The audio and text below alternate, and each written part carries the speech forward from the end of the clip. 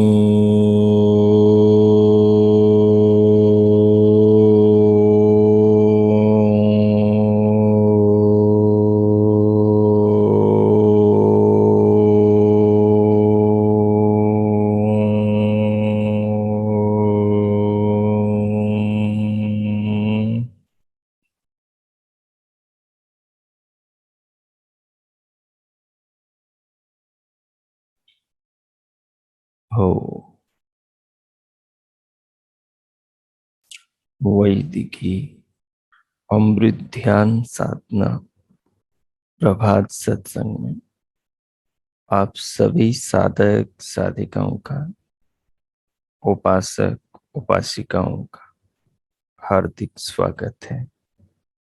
आइए पूर्व की भांति आज के ब्रह्म मुहूर्त में, आज की ब्रह्म वेला में भी हम उन महान प्रभु पार ब्रह्म परमेश्वर सच्चिदानंद स्वरूप भगवान के महान गुणों का ध्यान करते हुए निरंतर अहर्निश हर क्षण हर पल उनके द्वारा की जा रही अनंत कृपाओं का अपने जीवन में और इस विशाल जगत में सर्वत्र फैले इस संसार में और भगवान से मिले इस मानव शरीर में उन महान प्रभु विधाता की अनंत कृपाओं को, उनके रचे अनंत पदार्थों को, उनकी बनाई अनंत व्यवस्थाओं को और उनके नियमों में चल रहे सारे लोकांतर और हमारे शरीर के भीतर के सब अंग प्रत्यंगों को अनुभव करें, समझें और अपनी आत्मा को उन महान प्रभु परमात्मा से जोड़कर अपने जीवन को, अपने हृदय को, अपने अंतःकरण को, अपने विचारों को, संस्कारों को पावन करें, पवित्र करें, संस्कारित करें। इस जीवन को सार्थक बनाएं, इस जीवन को धन्य करें, इस जीवन के उद्देश्य की दिशा में इस जीवन को लेकर चलें। क्या है मनुष्य जीवन का उद्देश्य?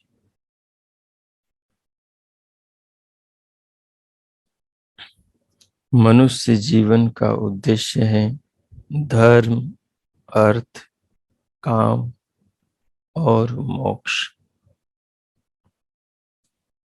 ये मनुष्य जीवन का सार है कि मनुष्य धर्म का आचरण करे,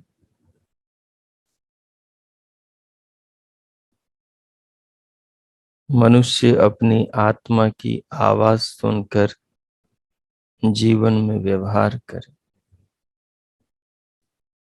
मनुष्य आत्मा के भीतर से आती परमात्मा की आवाज को सुने। जिन कार्यों के करने में भय हो, शंका हो, डर हो, लज्जा हो, जिन्हें करने की अनुमति स्वयं का आत्मा भी नहीं देता हो, ऐसे कार्यों को मनुष्य न करे। जिन कार्यों के करने से किसी का बुरा न होता हो, सबका भला होता हो, जिसे करके प्रसन्नता और खुशी मिलती हो, जो परिणाम में अच्छे हो, जिनको करने से जीवन में शांति और पुण्य की प्राप्ति होती हो, ऐसे कार्यों को मनुष्य करे। मनुष्य धर्माचरण पूर्वक धनार्जन करे। धर्माचरण पूर्वक किए धनार्जन से उन कामनाओं की पूर्ति करें, जिन कामनाओं की पूर्ति करने से उसके लोक और परलोक दोनों सुधरते हो, उसको अभ्युदय और निःश्रेयस मुक्ति मोक्ष की प्राप्ति होती हो, उसका इहलोक और परलोक दोनों का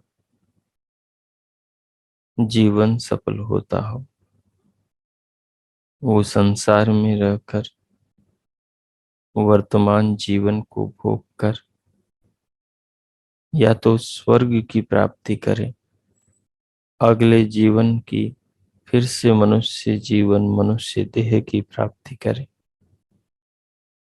या फिर उससे भी ऊंचा वो मोक्ष को, मुक्ति को, परमानंद को प्राप्त करे। तो मनुष्य जीवन की सार्थकता है। मनुष्य जीवन मिला ही इसलिए है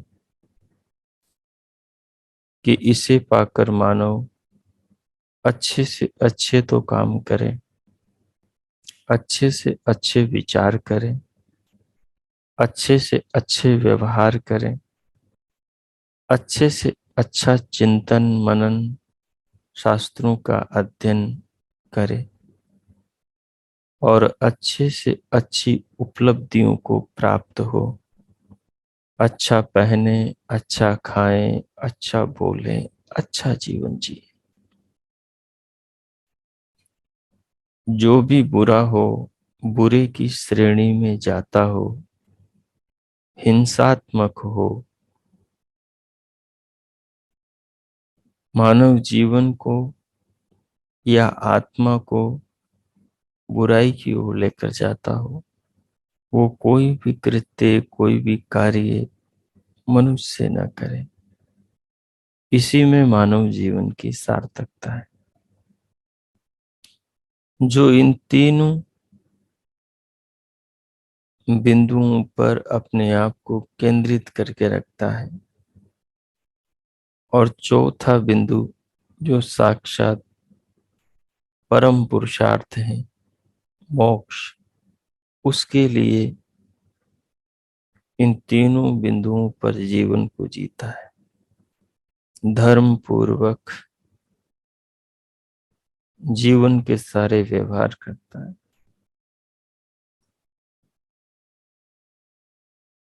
धर्म पूर्वक ही जीवन की आवश्यकताओं की पूर्ति करने वाले धन का, द्रव्य का अर्जन करता है।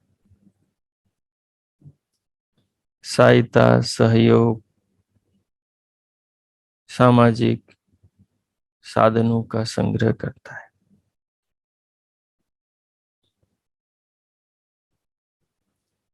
और उन धर्म से, ईमान से, पुरुषार्थ से, परिश्रम से अर्जित साधनों का उपयोग भी मुक्ति की प्राप्ति के लिए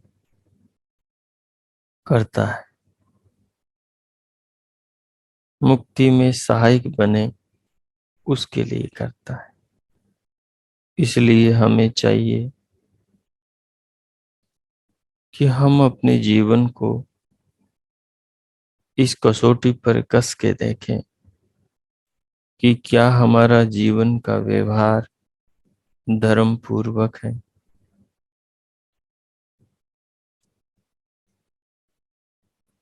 क्या हमारे भीतर से हमारे कर्मों के विरुद्ध कोई आवाज उठती है, हमारे चिंतन के, हमारे व्यवहार के विरुद्ध कोई आवाज आती है और उसके विपरीत हम कर्म कर रहे हैं। यदि आपको ज्ञान नहीं होगा अच्छे और बुरे का, तो आप अच्छाई और बुराई का अंतर नहीं कर पाएंगे। क्योंकि जीवन में जो उन्नति का ज्ञान है और अवनति से बचने की शिक्षा है, वो भगवान ने अपने ज्ञान की पुस्तक वेद में दिया है। जब तक उस ज्ञान को हम जीवन में धारण नहीं करेंगे, तब तक हम अपने अंदर इस बात का तराजू नहीं विकसित कर सकेंगे कि क्या अच्छा है और क्या बुरा है। परंतु फिर भी भीतर से आवाज तो आती है, लेकिन उस आवाज को और मजबूत जब उपासक भगवान के ज्ञान का जीवन में ग्रहण करता है, धारण करता है, तो वह आवाज मजबूत हो जाती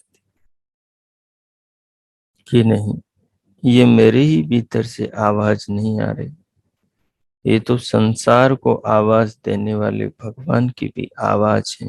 साक्षात प्रभु वेद में भी ऐसा ही कह रहे।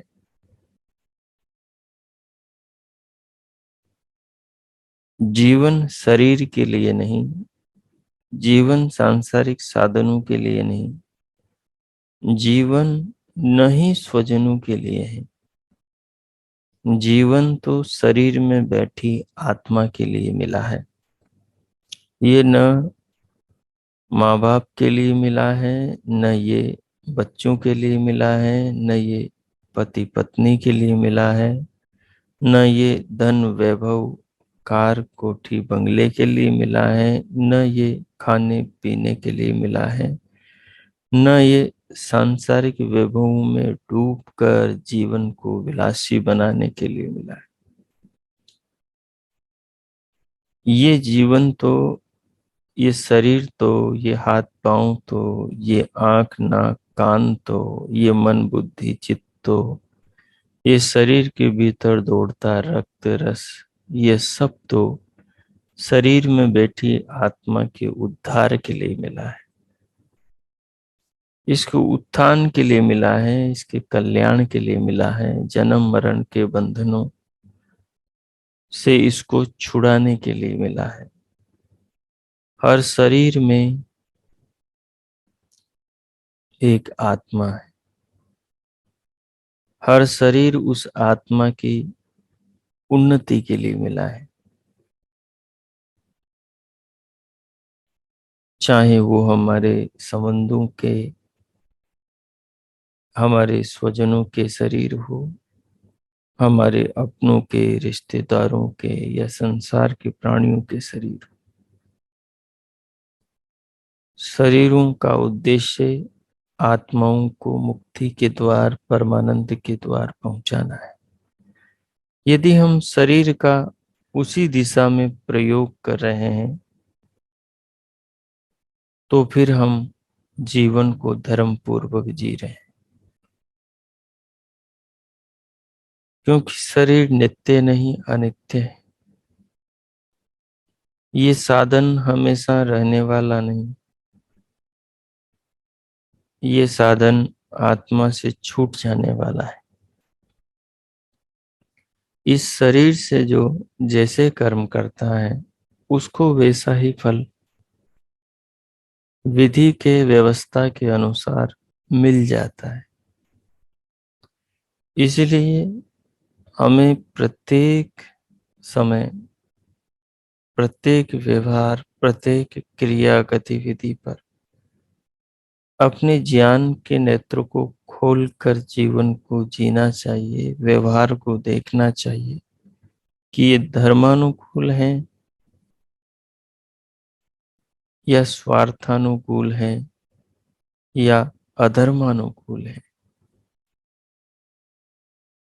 तो पहली तो कसौटी है कि हमारा हर कर्म धर्म के अनुसार, और धर्म का ज्ञान भगवान ने अपने वेद में दिया है, ऋषि मुनियों ने अपने शास्त्रों में दिया है।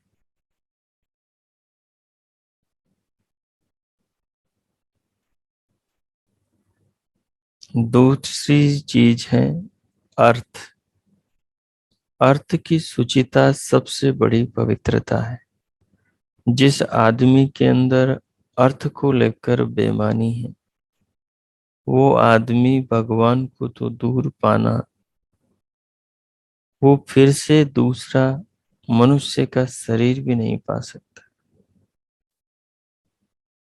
क्योंकि अर्थ की शुचिता, अर्थ की पवित्रता बहुत अनिवार्य है।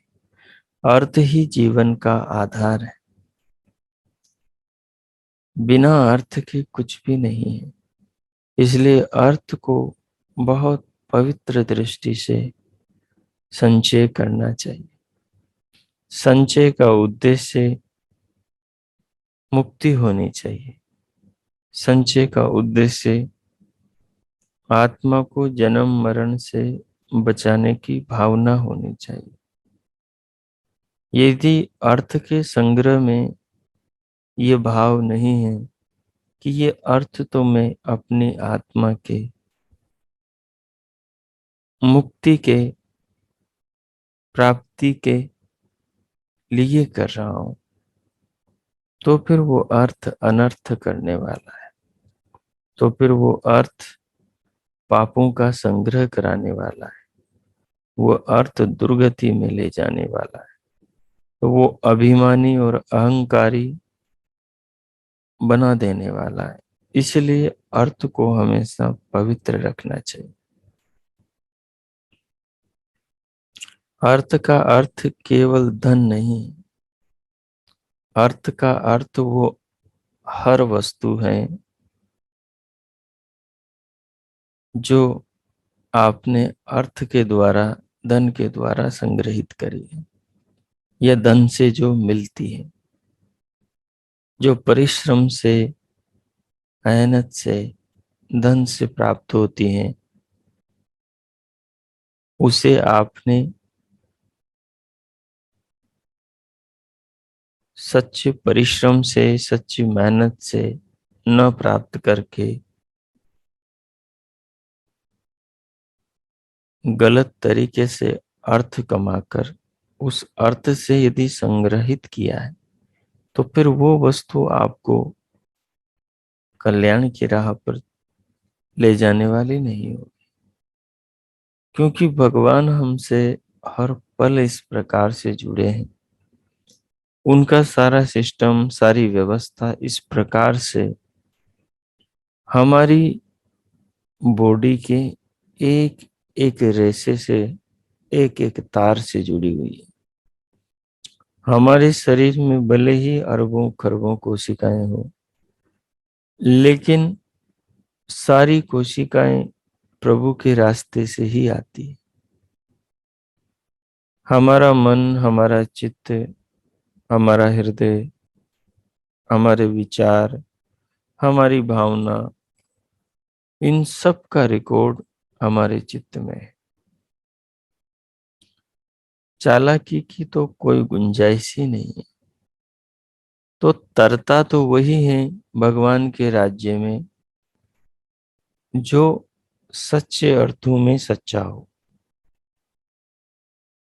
जिसका बाह्य जीवन सच्चा दिखे और भीतर का जीवन कपट भरा हो, वो व्यक्ति परमात्मा के राज्य में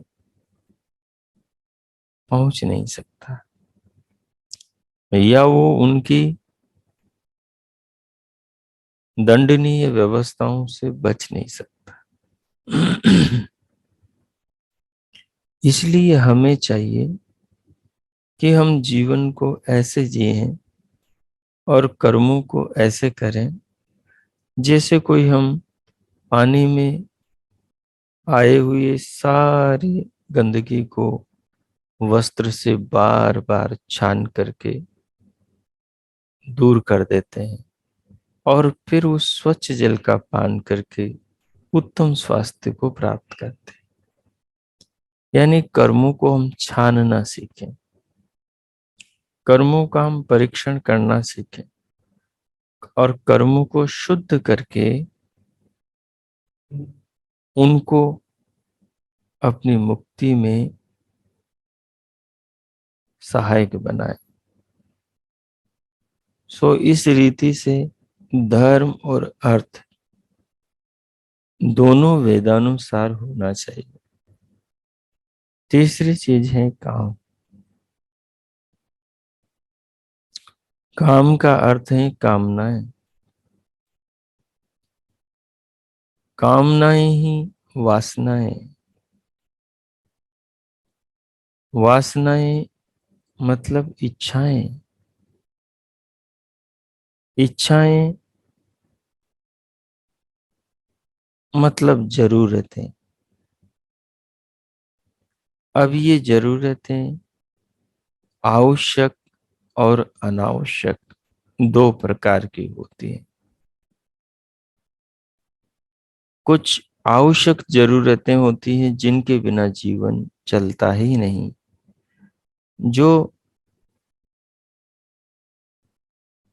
स्वयं को अनुभवी, समझदार, जीवन के प्रति मोह, जीवन के प्रति आसक्ति, अज्ञान को दूर करने वाली जरूरतें होती हैं। जिन जरूरतों से आदमी का जीवन चलता है, उसको सहारे मिलते हैं, उसके सहयोग होते हैं, वो जरूरतें तो पूरी करनी चाहिए। लेकिन जिनकी जरूरत नहीं होती और जिनसे आत्मा का कल्याण नहीं, आत्मा का नुकसान होता है, उन इच्छाओं को जरूरतें नहीं समझना चाहिए और उन जरूरतों को धर्म और अर्थ पूर्वक भी नहीं समझना चाहिए।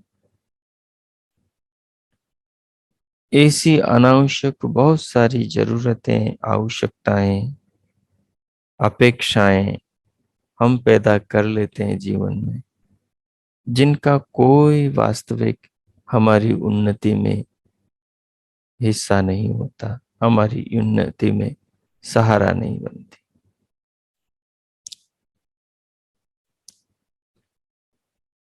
और अंतिम बिंदु है मोक्ष, मुक्ति। ये मानव मात्र के जीवन का असली लक्ष्य है। मोक्ष का अर्थ है मोह का नाश। मोह का मतलब है साक्षात अविद्या। मोह का अर्थ है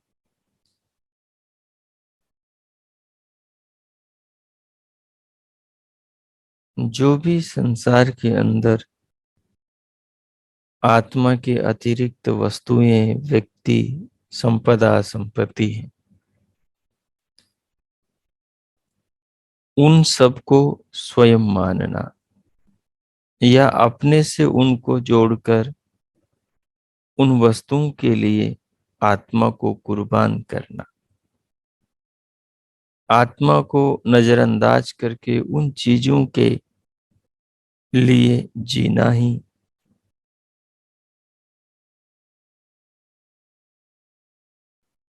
मोहरूपी अविद्या पूर्वक जीवन को बर्बाद करना है।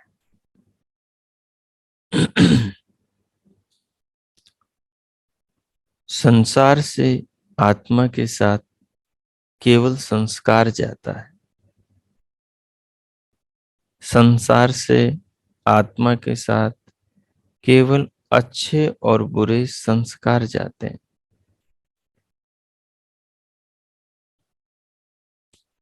अच्छे संस्कार आत्मा को अच्छाई की ओर, बुरे संस्कार आत्मा को बुराई की ओर ले जाते हैं। ये संस्कार आत्मा के शरीर के द्वारा किए कर्मों से बनते हैं,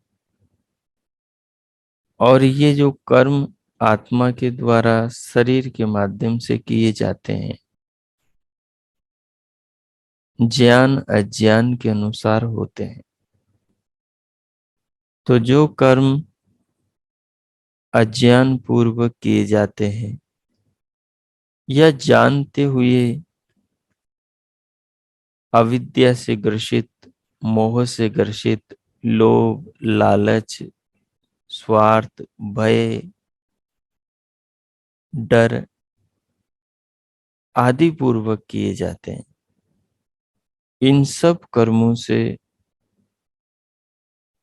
बुरे संस्कार बनते हैं, और बुरे संस्कार बुरे विचार बनते हैं, और बुरे विचार बुरे व्यवहार को पैदा करते हैं, और बुरे व्यवहार से फिर बुरा कर्माशय, बुरी इच्छाएं, बुरे संस्कार, बुरी वासनाएं और बुरी प्रवृत्ति, बुरे व्यवहार पैदा होते हैं, और आत्मा दिनों दिन उस बुराई के दलदल में, कीचड़ में धंसता हुआ चला जाता है, डूब जाता है।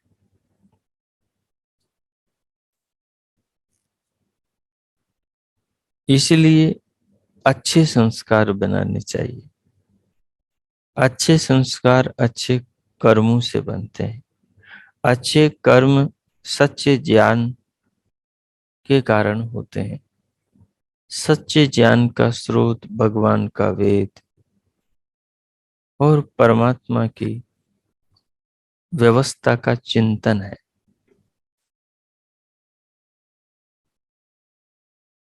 परमात्मा की व्यवस्था का चिंतन है। जो परमात्मा की व्यवस्था का चिंतन करता है और परमात्मा के आदेश का पालन करता है और जीवन को हमेशा देखते हुए, प्रत्येक क्रिया को, प्रत्येक भावना को, प्रत्येक विचार को समझते हुए, उसके हानि लाभ को विचारते हुए करता है, वो अच्छे कर्म करके अच्छे संस्कार बनाता है, और उसके वो अच्छे संस्कार उसके अंदर अच्छे विचार पैदा करते हैं, और वो अच्छे विचार उसे अच्छे व्यवहार के लिए प्रेरित करते हैं, और उस अच्छे व्यवहार से उसके मन को, उसकी आत्मा को शांति मिलती है। सदा प्रसन्नता में वो रहता है। डर से, भय से, तनाव से, आक्रोश, क्रोध से, तमाम प्रकार की सांसारिक समस्याओं से अपनी आत्मा को वो सुरक्षित अनुभव करता है। स्वयं को वो हमेशा आनंद में अनुभव करता है। न राग में, न द्वेष में, न क्रोध में, न ईर्ष्या में, न घृणा में, न तमाम प्रकार के विकारों से रहित अनुभव करता है। कौन? जो अच्छे कर्म करता है, वो अच्छे संस्कार बनाता है। अच्छे संस्कार अच्छे विचार पैदा करते हैं, और अच्छे विचारों से अच्छे व्यवहार उत्पन्न होते। अच्छे व्यवहार से ही ये आत्मा मुक्ति की ओर बढ़ती है। जो आदमी बुरा ज्ञान ग्रहण करके या अज्ञान पूर्वक बुरे कर्म करता है, बुरे संस्कार बनाता है, बुरे विचार करता है। उन बुरे विचारों से बुरे व्यवहार पैदा होते हैं और उन बुरे व्यवहारों से उसको हमेशा भय मिलता है, उसको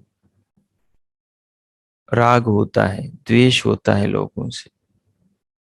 वो लोगों के प्रति अपने मन में ईर्ष्या द्वेष का चिंतन करता रहता है और उस ईर्ष्या द्वेष के चिंतन से और ईर्ष्या द्वेष के संस्कार बनते हैं और उन संस्कारों की भट्टी में वो अपनी आत्मा को जलाता रहता है और अपने चित्त के अंदर और उसी प्रकार के संस्कार पैदा कर देता है।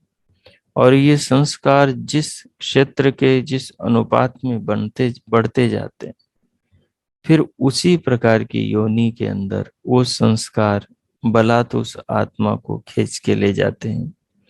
जैसे देखा होगा आपने जंगल में, डिस्कवरी में, कि पशु कितने भयभीत रहते हैं। केवल उनको जब नींद आती है, उस निद्रा में ही चैन होता है। लेकिन निद्रा में भी आसपास कोई आवाज आई तो ऐसे डर के साथ में खड़े होते हैं, चाहे वो जंगल का राजा शेर ही क्यों ना हो। डर तो हमेशा उसको भी रहता है, कोई दूसरा उस पर हमला न करते। तो जो वर्तमान में मनुष्य जीवन में ऐसा व्यवहार करता है जिस व्यवहार से उसके अंदर डर बना रहता है, ऐसा व्यवहार करता है जिससे उसके भीतर ईर्ष्या द्वेष बना रहता है, ऐसा व्यवहार करता है जिससे उसके मन में कुंठा, भय, द्रोह आदि बना रहता है, तो फिर वो पशुओं की योनियों में जाता है। वो फिर वैसे ही कृमि कीट पतंगों की योनियों में जाता है जिनके अंदर यही संस्कार होते हैं। मनुष्य का शरीर तो पाप और पुण्य के बराबर हो जाने पर, पुण्य के अधिक होने पर और अधिक प्राप्त होता है, अच्छा प्राप्त होता है। तो यदि हम अपने जीवन को, अपने जीवन व्यतीत हुए जीवन के झरोखे में झांकें, पूरे अतीत को देखें, उस अतीत में जो हमने कर्म किए हैं वो धर्म पूर्वक थे क्या? उस अतीत में जो हमने धन कमाया वो धर्म पूर्वक था क्या? उस अतीत में जो हमारी कामनाएं, इच्छाएं, वासनाएं थी वो धर्म पूर्वक थी क्या, न्याय पूर्वक थी क्या, वेद के आदेश के अनुरूप थी क्या? उस अतीत में जो हमने लोगों से व्यवहार किए, जो हमने चिंतन किया, जो दिन भर हमने जिस भाव में अपने मन को, अपनी आत्मा को, अपने नेत्रों को, अपने कानों को, अपने जीवन को रखा, वो सब धर्म पूर्वक थे क्या? वो सब आत्मा की उन्नति के लिए किए जा रहे थे क्या? यह केवल सांसारिक वैभव किसी भी रीति नीति से, कपट से, किसी भी एन केन प्रकारेण प्राप्त हो, वही एकमात्र भावना थी? इस सब का निरीक्षण करना चाहिए और इसका निरीक्षण करके स्वयं अपने आप से ही इसका पता भी लगाना चाहिए कि परिणाम इस जीवन का क्या होगा। अपने पुण्य को, अपने धर्म को, अपने कर्तव्यों को अपने मन इंद्रियों को और अपने आत्मा को कितना अच्छाई की राह पर, मोक्ष की राह पर, मुक्ति की राह पर, वेद की राह पर चलाया, उसका भी कैलकुलेशन, उसका भी ज्ञान धैर्य से महीनों अनुसंधान करके, चिंतन करके पता करना चाहिए। क्योंकि ये आत्मा को नारकीय योनियों से बचाने का प्रोग्राम है। अपनी आत्मा को नारकीय योनियों से, नरकों से बचाने का विज्ञान है। हम दुनिया में बड़े बड़े काम करते हैं, हम बड़ा साधनों का, सुरक्षाओं का इंतजाम करते हैं, सुविधाओं का प्रबंधन करते हैं, हमारे आगे पीछे सब चीजें इकट्ठी कर लेते हैं, लेकिन हम इस जीवन के बाद का इंतजाम नहीं करते। और वहां ये सब चीजें जाती नहीं है। वहां जीवन के बाद इस संसार से केवल संस्कार जाते हैं। अगर इस जीवन को हमने गलत तरीके से अन्याय की राह पर चलकर सुख संपन्न बनाया है, तो ये 100% है, सत्य है कि संसार से हमारे साथ में वो अन्याय के, अत्याचार के, अनाचार के ही व्यवहार के संस्कार जाएंगे, और वो संस्कार हमारे आत्मा को दुर्गति की ओर ही ले जाएंगे। इसलिए हमें इस पर गहराई से विचार करना चाहिए कि अपने अतीत की सच्ची दौलत कितनी है, जो संस्कार रूप में अपने साथ में जाएंगी।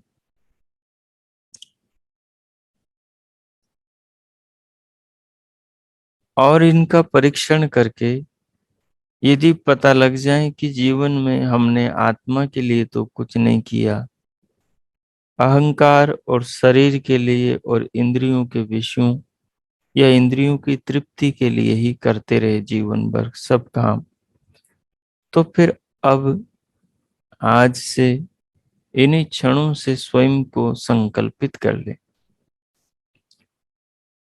कि शेष बचे जीवन को आत्मा के लिए ही जिएंगे। अतीत की सारी भूलों को, गलतियों को सुधार लेंगे। शायद उन कर्मों के फलों का प्रभाव कम हो जाए, क्योंकि दूसरे संस्कार पड़ेंगे। जिनके साथ आपने बुरा किया, अगर उनको जो आपने बुरा करके नुकसान पहुंचाया, उनको जो पीड़ा और कष्ट पहुंचाया, यदि उसकी कुछ भरपाई उन्हीं के साथ आप कर दें, उनसे क्षमा मांगी, उनको जितना आपने नुकसान पहुंचाया उस नुकसान की भरपाई करें, उनको दुख से आप निकालें और उनकी प्रसन्नता को, उनके आशीर्वाद को प्राप्त कर लें, तो वो जो कर्म का फल आपको आगे मिलना था अगले जन्म में, उस फल से आज ही आप छूट जाएंगे। तो अपना हिसाब यहीं पर क्लियर करके चले, यहीं पर बोझ को उतार दें, यहीं पर चुकता कर दें जो अगले जन्मों में जिन कर्मों का फल नरक है, दुख है, कष्ट है, भय है, गरीबी है, दीनता है, आज जो आपको दुनिया में नाना प्रकार के दुखों से ग्रसित लोग दिखाई देते हैं, बहुत धन व्यवस्था सब कुछ है, कार मोटर नौकर चाकर, लेकिन जीवन में सुख नहीं है, शांति नहीं है, हमेशा भय से लदे हुए हैं।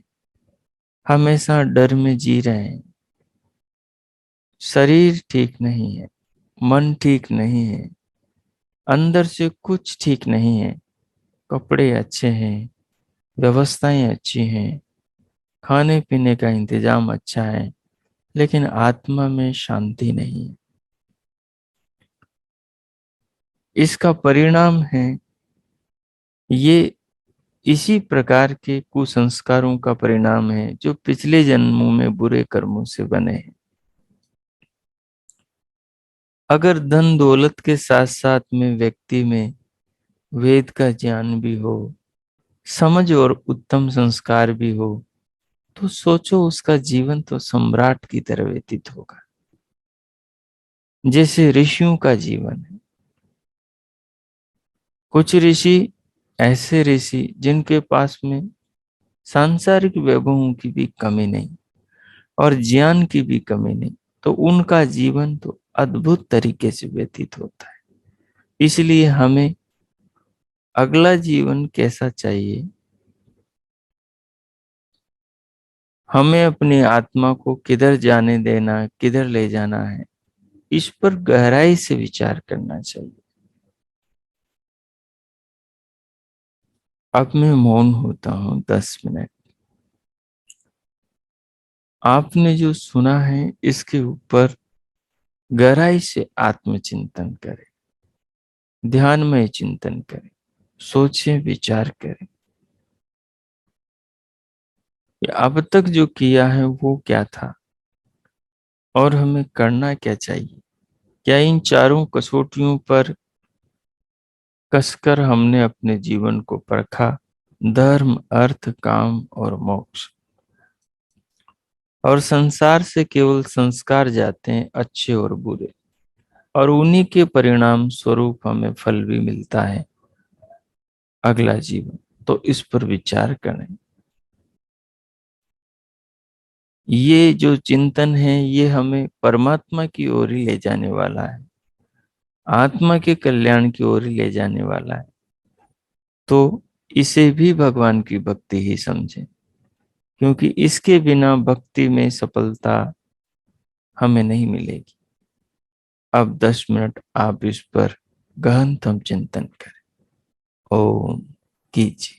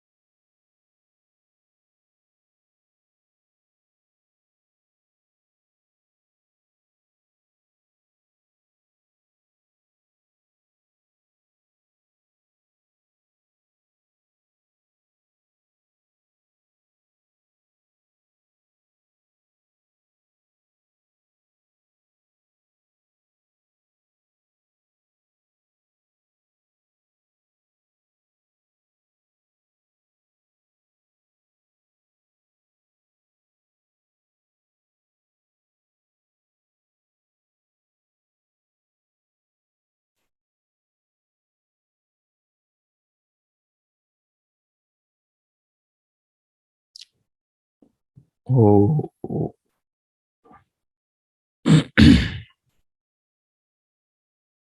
ओ, इस प्रकार धर्म, अर्थ, काम और मोक्ष, संसार और संस्कार, ये जीवन और अगला जीवन, आत्मा और शरीर आदि पर विचार करते हुए आत्म उत्थान का चिंतन करते हुए क्या अतीत में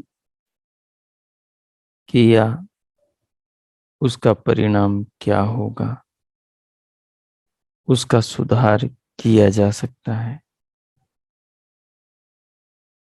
आदि पर विचार करते हुए अपने अतीत का अवलोकन करते हुए अब भगवान का धन्यवाद करें इस जीवन के लिए कि मनुष्य जीवन में ये बोध हो गया कि क्या ठीक है क्या गलत है, और ये जानने समझने का अवसर मिला कि हमने जो किया है वो हमारे हक में है, हित में है या अहित में। ये भगवान की बहुत बड़ी कृपा है कि हमें जीवन में स्वयं को जानने समझने का ऐसा अवसर मिला। इस पर विचार करें और प्रभु के प्रति अपने हृदय में आस्था भाव, श्रद्धा भाव बनाते हुए भगवान को अर्पण करें, भगवान के प्रति कृतज्ञता अर्पण करें, उनका धन्यवाद करें।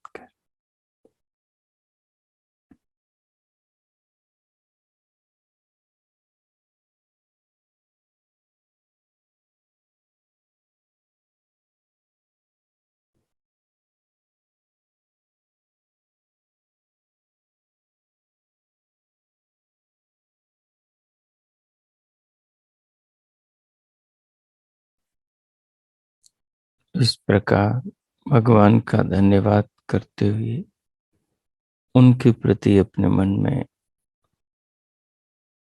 श्रद्धा भाव, कृतज्ञता, आदर बनाए रखते हुए अब हम शांति पाठ करें। ओम, ओम, ओम। शांति, शांति, शांति। हो, आज का आप सबका दिन शुभ हो, मंगलमय हो। प्रभु सबका मंगल करे। सबके लिए भगवान से बहुत बहुत मंगल कामनाएं। इति ओम शांति।